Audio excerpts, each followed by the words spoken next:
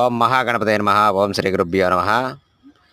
ఎన్టీఆర్ జిల్లా భవానీపురంలో వేయించేసినటువంటి వేణుగోపాల స్వామి దేవస్థానంలో ఈరోజు స్వాతి నక్షత్రం ఎంతో ప్రీతికరమైనటువంటి రోజున లక్ష్మీ నరసింహస్వామి వారి యొక్క దివ్య మంగళ విగ్రహానికి ఈరోజు ఎంతో విశేషంగా కూడా స్వామివారికి అభిషేకం నిర్వహించడం జరిగింది.